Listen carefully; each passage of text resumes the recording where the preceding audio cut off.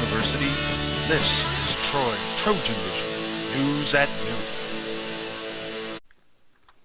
Well, Malone Art Gallery has closed its first exhibit of the semester, but it wouldn't be complete without a special visitor. Shaun has the story. The Malone Art Gallery said goodbye to its art exhibit Making Light with Things yesterday with a special presentation from the artist who created the exhibit. Curtis Jones made his arrival to Troy yesterday, and art director Greg Skaggs explains why they chose him. The main reason was the sculptural quality of printmaking, which is kind of a rarity, and it's very attractive. A rarity indeed. Jones says his artwork in the exhibit Making Light with Things found inspiration from a rather not-so-light subject. This one was motivated by my mother's funeral, which was about 5 years ago. And when she passed away, she just asked us to not have a traditional funeral. She wanted it to be more like a party, she said. And it just occurred to me about a year later when I was thinking about it, just how much that was, you know, how fitting that was for the type of person she was. She wasn't very religious, but she did deal with things, with difficult things in life with humor. And so this piece was just an attempt to kind of get at that idea of how humor helps you cope. Along with memories from the people in his life, Jones presented a slideshow showcasing his artwork from his earlier years.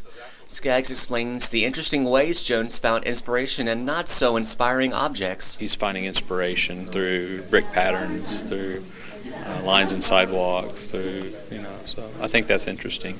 A majority of the crowd was composed of students who were interested in seeing an artist's journey and progression of skills and explained their take on Jones's artwork. A lot of it was really ordered, and but even the stuff that was more chaotic and stuff in the beginning, like the weird shapes and stuff, it all put together. Even he had all that ordered still in certain shapes and stuff like that. Quirky, interesting, out of the ordinary. I never would have thought to use birthdays as a way to inspire artwork.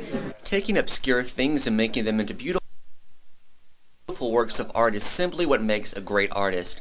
And with students having an unclear view of their future in art, Jones relays a message. I guess my main advice for any young artist is just persevere. It's difficult. It's an occupation without a safety net. You're not out there looking for a job. You're generally having to do things for quite a while before you get recognized and get noticed.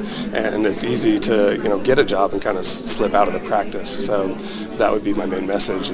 Although this exhibit is closed, having the artist come to his own exhibit only heightens the experience students get, and it definitely changed some opinions.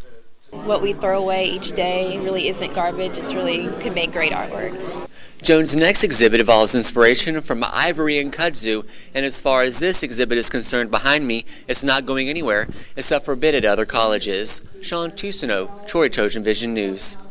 The gallery's next exhibit starts October 5th from English-born artist Allison Denyard. Be sure to check it out.